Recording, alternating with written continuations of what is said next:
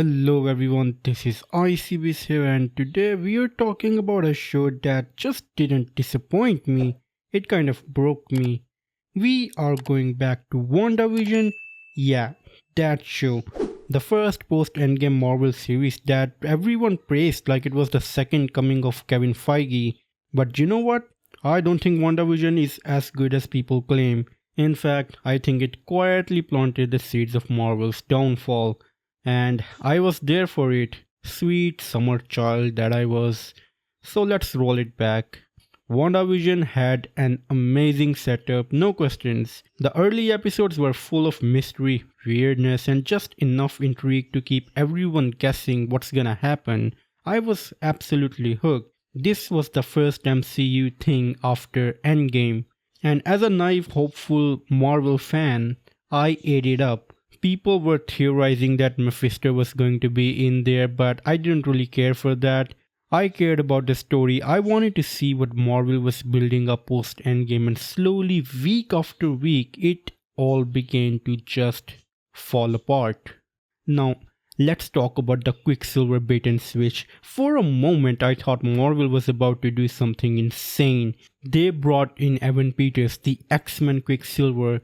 This wasn't just a casting decision, this was Marvel opening the door to the multiverse in a way we hadn't seen before. It was bold, it was exciting. And mind you, this was before No Way Home and Multiverse of Madness. This was the first time that we ever saw an X-Men character show up in a Marvel show. And then it was a dick joke. I'm not kidding. Marvel literally brought in an X-Men character for the first time ever and used it as a dick joke. That's it. Literally, the guy's name is Rolf Boner. That's the punchline. Marvel took all that hype and flushed it down for a laugh that didn't even happen. But that wasn't even the worst part. No. The worst part was what Wanda did and how the show tried to hand wave it away. Let's not sugarcoat this thing. Wanda held an entire town hostage. She mind controlled these people, trapped them inside her sitcom fantasy, and forced them to live out her grief. And it's not like they were unconscious so they didn't feel anything. No. These people were aware. They could feel everything. They just couldn't stop it. They were prisoners inside their own minds. And on the outskirts of the town, well, let's just say things got even darker. People were literally stuck in a time repeating the same motion over and over for days on end. They weren't even supporting characters.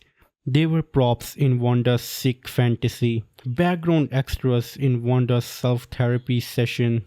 But somehow, the show wanted us to feel bad for Wanda afterwards. The show had the audacity, the literal gall to frame her as a victim after all this. Monica Rambeau literally says, and I quote, "They'll never know what you sacrificed for them." I'm sorry, what the actual fuck? Wanda didn't sacrifice anything. She was the problem. She wasn't saving anyone, she was hurting them. And this wasn't some villain origin story. This show treats her as a misunderstood hero. That moment, that line was the exact second I went from being a diehard Marvel fan to wondering if Marvel even knew their own characters anymore. And then came the post and credit scene. We see Wanda studying the Darkhold floating in the middle of nowhere. And that's basically the setup for Multiverse of Madness, where she goes on a full-on villain mode. Great, right? Well, except no. Because Wanda didn't become a villain in Multiverse of Madness. She had the seeds of evil even in WandaVision. The show tries to pass it off as, oh, the Darkhold had corrupted her. But they never showed Wanda using the Darkhold in the entire show. The show tried to pass it off like, oh, the Darkhold had corrupted her. Sure, I believe you, but then why was Monica Rambeau defending Wanda? Is Monica evil too? If no, then what the hell are we doing here? It's not that Wanda becomes the Scarlet Witch, it's that the writers for this show are absolutely evil. They have very weak grasp of morality. And look, I'm not against morally complex characters, but you just can't have it both ways. You can't have Wanda literally enslaving and traumatizing an entire town and then frame her as a tragic hero. You can say that she sacrificed when she literally mind slaved children. And there was that one scene that kind of broke my heart in that show when a parent literally begs Wanda to let her children go but keep them instead. That really broke my heart. Either she's a villain or she's not. Marvel has to decide that. WandaVision was the moment I realized Marvel might be flying blind here. The writing, the tone, the way it treated its audience, it all just fell off. This wasn't the same studio that gave us Civil War or Infinity War. This was the studio drunk off its own success, thinking it could do no wrong. And the worst part? It set expectations.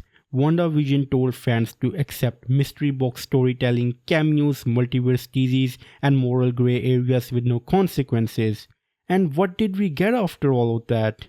A whole lot of half-baked ideas, confusing morality, and characters acting out of sync just to keep the plot going. WandaVision made me realize something I didn't want to admit, but maybe Marvel peaked with Endgame and, well, maybe, just maybe, they didn't know what the fuck they were doing anymore.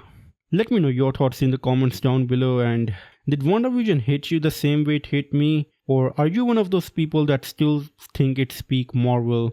Either way, I'm curious, and as always, it's time for a goodbye.